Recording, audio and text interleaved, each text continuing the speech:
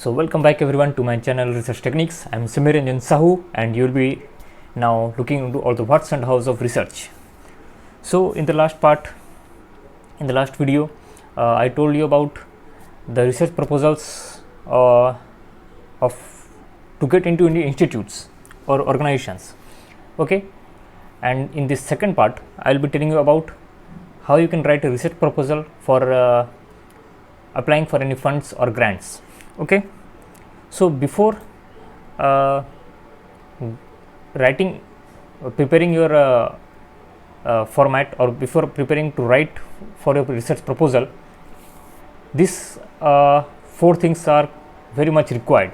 Okay, it's, you can say, the pre-processing part of your research proposal. You must have all these in hand before you start writing your research proposal. Okay, the first is research area identification. See, it is simple as, if you don't know what area you are trying to conduct research on, so you cannot write anything about that. Okay, so the basic and the most important thing is knowing your research area, identifying your research area. Okay, now the second comes the potential funding agencies and what type of grants they are giving. Okay, this is important to know. Okay, suppose there might be many funding agencies who are only allowing, or who are only giving funds to specific institutes. Okay, you can say only for academic purposes. Okay, some might be giving only for research purposes, any research organization. Okay, and if there are any different types of grants, there might be you can say on the basis of the amount of budget, you can say, on the basis of the type of project you are applying, or the type of project you are going to apply, or the type of project you are trying to conduct a research on. The next comes the project team identification. See, in any kind of project research, you cannot do that alone. Okay, you will have a team, and in that team the most important person is the principal investigator. He or she might be your supervisor also. Okay, so first comes the principal investigator. There might be, if possible, a principal investigator, a co-PI. Okay, and if some lab assistance you require, any research fellow you need, so you have to identify those. Okay, identify in the sense, you have to keep their name, their affiliations, okay, ready. Okay, so that won't take much time, but it is also a necessary part. Okay, next comes the project budget estimation. Okay, this is very important thing. In my last video, I think last, or I don't remember, I will share you the link. There I have told you how you can approach different companies, different manufacturers to know the price of your equipment. Okay, how you can prepare your the technical specifications. Okay, I will share the link in the description section. You can find it out, and with the help of that, you will get your project budget estimation. Okay, you have to keep all these in hand. Now finally we can go to the how to write the technical the research proposal. Okay, see, every funding agency will have their own format. Okay, will have their own format. It is very important. Plus, after going all through this, finally you have to get your institute or your organization approval. Without that, you cannot proceed. Okay, the head of the institution, or whoever is the competent authority, will approve your documents, then and only then you will be able to apply. Okay, so these two things are quite important. You have to keep this in mind. Whatever I am going to tell you is just the basic format, the basic way, but every funding agency will have their own format. It might be that the introduction will or literature part might come afterward, after aims. Okay, that might happen depending on what type of agency and what type of format they are having. Okay, so these two are very important thing. Now let's move on how to write. Okay, the first part is the title, or you can say in some agencies they also ask for title page. So what is in the title or title page? The title page actually is you can say intro. Okay, the introduction part where you will be showing, you will be informing the agency that who is the principal investigator, the co-principal investigator, and any other team or any other member of the team, if they are if they are available or if they are required in your project. Okay, so their name, their affiliation, and with the project title, okay, will be in the title page. Otherwise it will just be the project title, which will be a specific one. Okay, remember this part.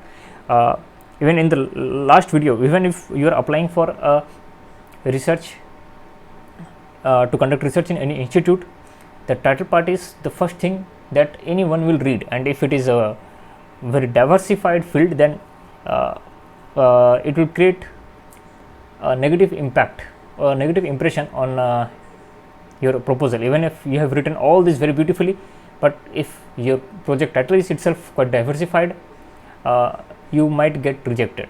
Okay, even if, no need to worry, even if you get rejected, you can reapply. You can directly call that agency to know what went wrong, and you can rectify, and again you can apply. Okay, and everything has to be according to the rules of that funding agency. Okay, now there goes the title. Now next comes the abstract. Okay, it is as simple as that. Whatever you are trying to conduct, you just write a short summary, what you are trying to do. Okay, what possible outcomes you are expecting, what methods you will be using, and everything within, I think normally abstracts are within 500 words. Okay, but again as per the format. Okay, the format of the funding agency. Next comes the introduction plus literature part. This part is what is the project background. Okay, you are trying to show the people, the committee, that how this project you are trying to do, this research you are trying to do, how it came to existence. Okay, you will be citing some very important literature review. When I am saying literature review, in the sense the critical literature review. Okay, there might be hundreds 200 paper you will find, but out of those which are really important, directly linked to your research, you can say a landmark to your research. Okay, that is critical literature review. Only those part you have to write here. Okay, only those part. Okay, now after this, again the same thing, you have to point out what is the shortcoming. Okay, and from that you will be getting the aims and objectives. Okay, now if you have seen my last video, even if you not seen, I will share the link. These two parts are the argument. Okay, okay, you can no, for this proposal part for funding, this aims plus project hypothesis plus this background. Okay, these three will be the argument. In the sense, within these three you have to show that your research is quite important. Okay, your research is quite important, and how it can help either the institute, the country, or how it can be how it can be useful. It is as simple as that. If you are conducting a research and it is not useful, it has no value. You have to show in these three parts that how your research can prove to be a very important one. Okay, and how you can write you don't have to take any lots of tension. Okay, in the end of the video I will show you you can say a sample. Okay, and I will also share that in the description. Okay, you can find that. And if you are having trouble to write a good argument, okay, you can just read various amount of papers. Okay, from that you can get idea how well you can define your own project. Okay, so coming to project hypothesis in the sense what is actually your project. Okay, you have to define your project. Okay, you have to define your research. Okay, when I say project hypothesis, it means that you have to show your ideas. Okay, what is in your mind. Okay, what is in your mind, you have to show that. Okay, and is that idea feasible or not. Okay, and is there any other alternative to that, or you can say you have to state how that project or how that idea which came into your mind. Okay, how you came to that. Okay, now next comes the methodology. Again, whether experimental or numerical. If you are conducting it experimentally, how? If you are conducting it numerically, how? Just you have to give a basic idea. Okay, because since you have not conducted it till now, you cannot know, but you can give a basic idea. Just by reading papers you can find the methods. Okay, next comes the manpower required or the project team.